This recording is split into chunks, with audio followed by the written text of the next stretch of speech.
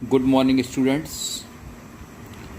आज कक्षा 9 के लिए chapter 10 why do we fall ill अर्थात हम बीमार क्यों पड़ते हैं। इससे पहले मैंने आपको अच्छी तरह से समझाने के लिए एक वीडियो भी बनाई थी जो YouTube के माध्यम से गई थी। इसको आप देख सकते हैं। स्वास्थ्य वह अवस्था है जिसके अंतर्गत शारीरिक, मानसिक तथा सामाजिक कार्य समुचित क्षमता द्वारा उचित प्रकार से किए जा सकें, अर्थात यह व्यक्ति विशेष से ज़्यादा संबंधित होता है। और जब हम बीमार होते हैं तो हम अपने कार्यों को शारीरिक, मानसिक तथा सामाजिक रूप से अपने कार्य ठीक ढंग से नहीं कर पाते हैं, यानी हमारी जो स्थिति है वो कुछ सामान्य से अलग हो जाती है। लेकिन वह अवस्था जिसमें हम अपने कार्यों को ठीक प्रकार से कर सकते हैं वह स्वास्थ्य कहलाती है। स्वास्थ्य कहने का तात्पर्य है व्यक्ति की शारीरिक, मानसिक तथा सामाजिक अवस्था होती है। अब स्वास्थ्य और अच्छे स्वास्थ्य में क्या विशेषताएं हैं? अच्छा स्वास्थ्य के लिए पहली विशेषता है कि आवश्यक परिस्थितियां हैं, भौतिक और सामाजिक पर्यावरण हमारा स्वच्छ होना चाहिए। दूसरा, संतुलित आहार और साफ पीने का पानी अच्छे स्वास्थ्य के लिए आवश्यक है। यानी अगर हमारा वातावरण गंदा है और स्वच्छ नहीं है और हमारा सामाजिक पर्यावरण भी अच्छा नहीं है तो हम स्वास्थ्य अपना सही नहीं रख सकते।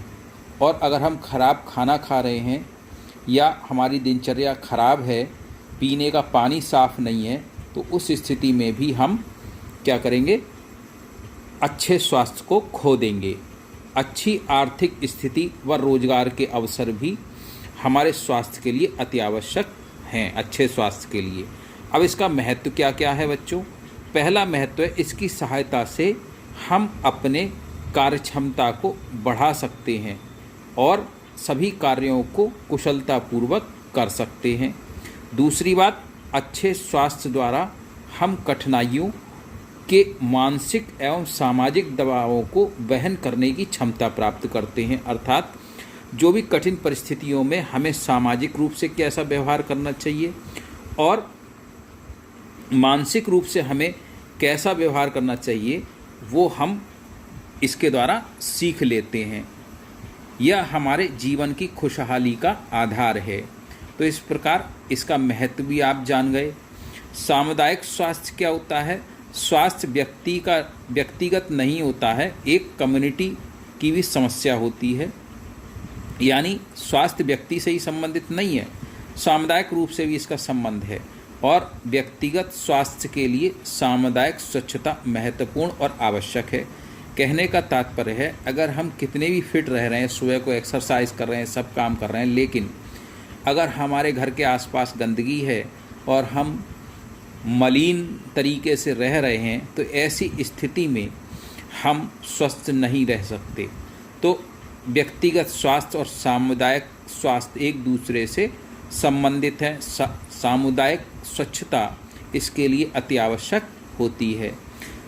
अगली बात, जीवों का स्वास्थ्य उनके आस पड़ोस या पर्यावरण पर भी निर्भर करता है। यही बात इसमें रिपीट की गई है।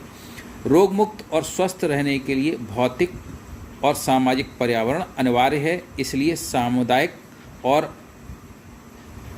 व्यक्तिगत स्वास्थ्य दोनों की ये क्या है? समन्वित अवस्था है। यानी स्वास्थ्य क्या है? सामुदायिक, व्यक्तिगत और सामुदायिक दोनों की समन्वय अवस्था ही स्वास्थ्य कहलाती है। तो इस वीडियो के माध्यम से आपने ये देखा कि स्वास्थ्य क्या है, स्वास्थ्य का महत्व क्या है और व्यक्तिगत और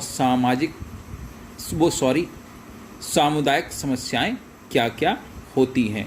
तो अगले वीडियो में रोग किसे कहते हैं, स्वस्थ और रोग मुक्त में क्या अंतर है, इसको अगले वीडियो में देखेंगे। तब तक सीखते रहिए, आगे बढ़ते रहिए। Thank you.